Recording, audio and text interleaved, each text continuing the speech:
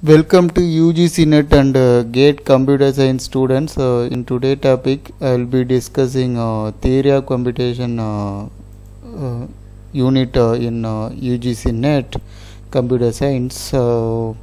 Here, this video will somehow help you out how to approach this June 2020 UGC NET examination, and what are the problematic questions they may ask in this semester.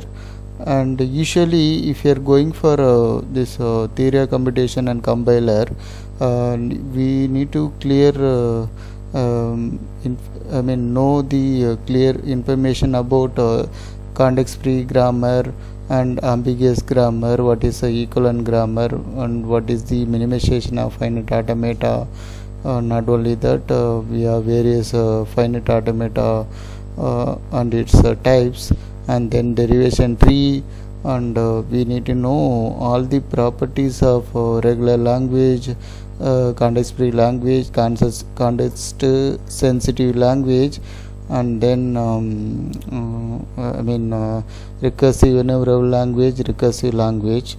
Okay, so here I'll be discussing initially what is properties of regular language, and what are the properties closed under and then not closed under.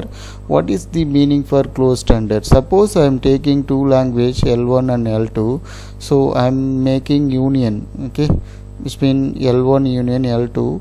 The resultant, if you are getting languages again regular language, then it is closed under. So like that, you want to apply for all the properties. If resultant language is same regular language, then it is such a property set to be closed under, otherwise not closed. Okay, and so we need to know two clear information here. One is context free language, closed under, not closed under. So here complement, intersection, difference alone not closed under, rest of the property will be closed under almost. And then if you are having one language as regular language, another language as context free language, if you are applying difference, then it's actually context free language. It's mean if both languages context free language, then if you are applying difference, it is not closed under. But if one language is context free language, another language is regular language, surely the intersection as well as difference are context free language itself. So because this is very important tip here, because sometime in UGC NET examination they may ask like that. And if you are coming for context sensitive language, almost all properties are context sensitive, closed under itself. Okay, so like that, recursive language also like that. So but if you are coming for recursive enumerable language, for that difference and complement are here not closed under. If you are comparing recursive enumerable language with your context free language, so there for three property not closed: difference, complement, and intersection. So here intersection is closed. Okay, that you want to keep in mind while you are approaching this examination. Okay, so next last semester, December 2019, one of the question was consider the following language: L1 equal to A power n, B power n, C power m, union A power n, B power m, C power m, where n and m are greater than or equal to 0, and language to W for R, which means the string W reversed here, such that W belongs to A comma B, where R is said that reverse operation. Which of the following is inherently ambiguous language? So here if you are having the L2, for that if for example W equal to AB, and what about W for R? BA. Okay, so now AB BA is the one of the valid string. So for that you try to generate one parse tree, and then you try for another look of for tree. You never ever get such a for tree more than one time, so then it is said to be unambiguous. So what is ambiguous language, you want to know, or ambiguous grammar? So if any one string for which if you are able to generate more than one different look parse tree, then it is said to be ambiguous grammar. Okay, so I mean more than one look should be from either leftmost derivation or from rightmost derivation.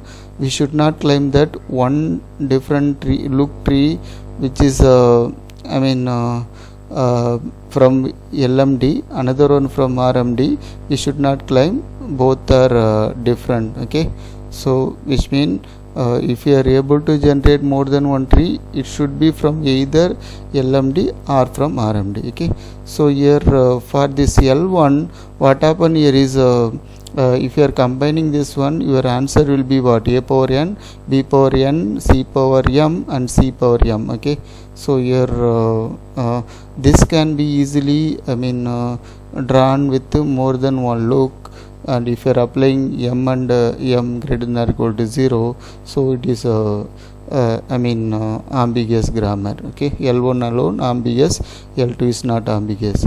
And next one is consider the following grammar: S tends to 0A or 0 double B, A tends to 00A or MT, and then B tends to 1B or 11C, and C tends to B. Which language does this grammar generate? And they mentioned 4 choices. So very clearly, so if you are looking here and compare with this A choice, L having 00, so which mean here what happened, initially there is no chance for generating 00 repeated followed by 0. Okay, so which mean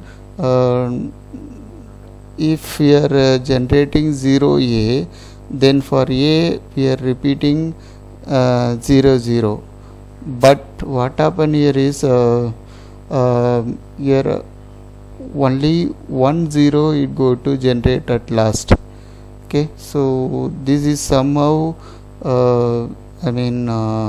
wrong here, so that is not a choice. Okay, so because every string generated by given grammar will contain only zeros, and given option is generating containing 1 also. Okay, so here 0 is possible, but this 1 we cannot generate. Okay, so that's why this is not answer. If you are coming for option 2, so because it can't generate triple 0. Okay, look at here. So if you are having S tends to 0A followed by 00A, so which mean we can able to generate 0 followed by 00, so it is 000. But what happened here is there is no provision for generating 000 here. Okay, so that's why it is also wrong. And now option C is correct, because and it able to generate 3 zeros. Okay, option 4 is again incorrect, because every string generated by given grammar will contain only 10 alone. Okay, so again it is wrong with respect to that. And the next one is consider the following grammar. We have 4 set of grammar. Set 1 S tends to A S B, B S A, A like that we have, these are the grammar. Here which of the following is correct with respect to above grammar? G1 G3 are equivalent, and G2 G3 are equivalent, G2 G4 are equivalent, and G3 G4 are equivalent. Okay, so now for this you need to know what is equivalent grammar. Okay, if I have 2 grammar, one grammar by which if you are able to generate one string, for example, the same string has to generated by G2 also, then it is both grammars are to be equivalent grammar. Okay, so now what I am going to do here is, in order to check that, I am blindly going to generate one grammar with help of this G1, and then I want to generate same grammar with help of rest of the things. If you are able to generate by all the grammar, all are equivalent. Otherwise you want to know which are those grammar are equivalent. So here I used this grammar 1 and generated AB, AB, BA, AB. Okay, so these are the step by step process. Okay, so here again I'm going to take grammar 3. Okay, so where for this string S1 I try to generate it, but I am not able to generate here. Okay, so if you want to know more information about this solution, you can watch my my one of the video in my YouTube channel. Just check it, and then which is not able to generate by G3, and like that G2 also I try to generate. So but what happen is G2 able to generate it.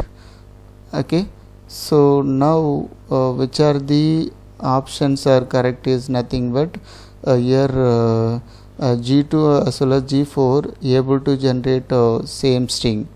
Okay, either G1 or G2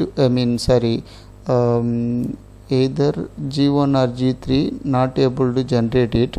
Okay, so you can better derive yourself. You will be getting surely what I mean. Okay, so next one is consider the following language families.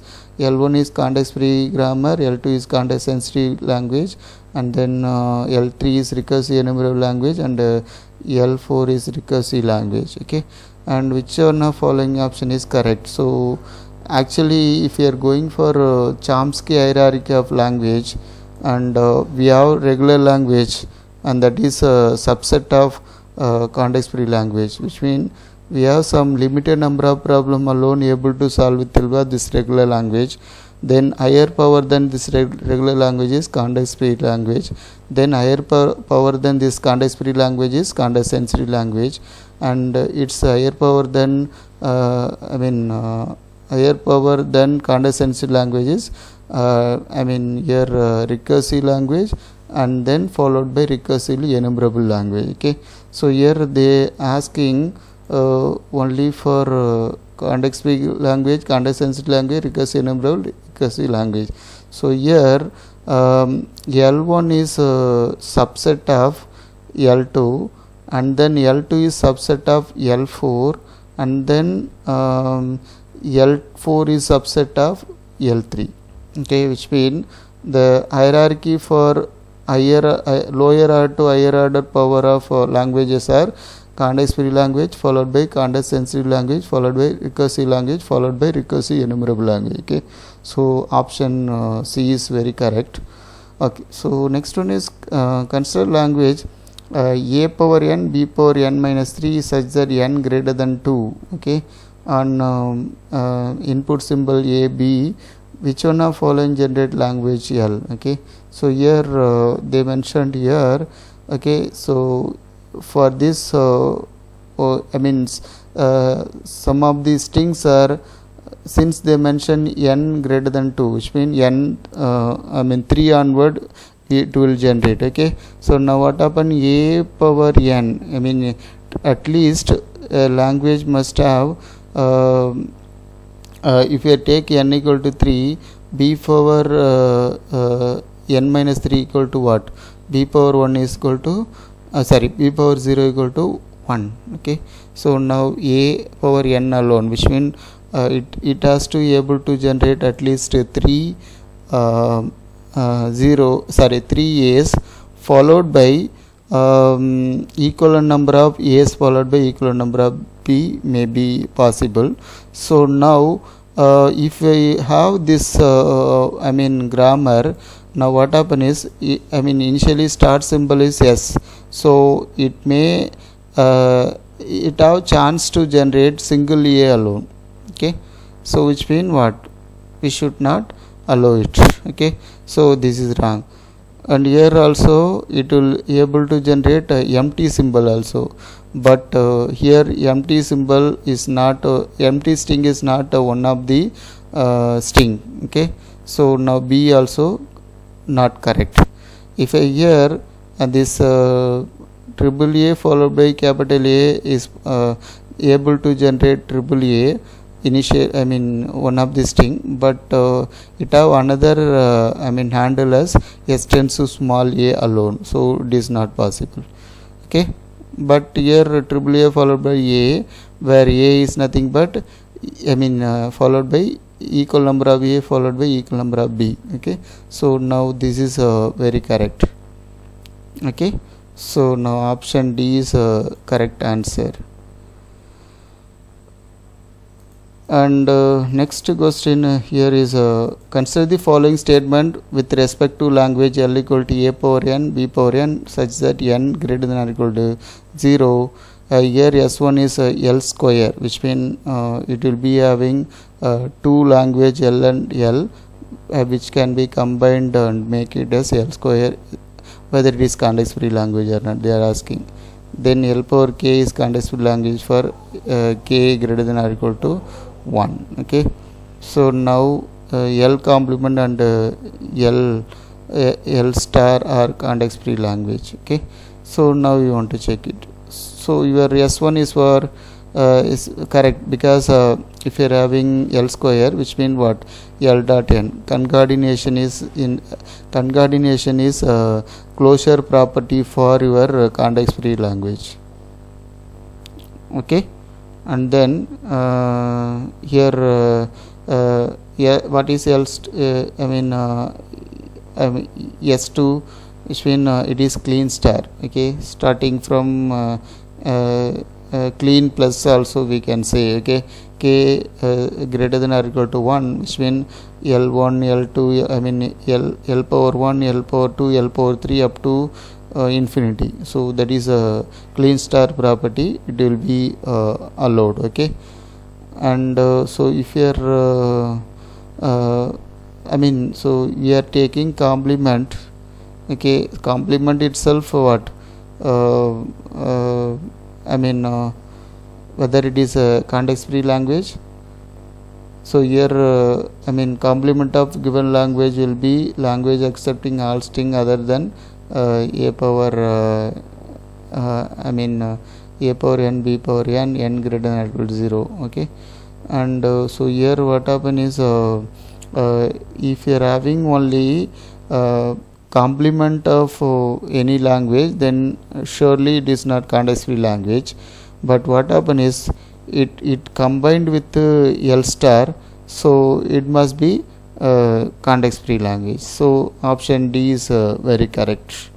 Okay, I'll stop here. I'll discussing some more problematic questions in next part of this TOC. Thank you for watching.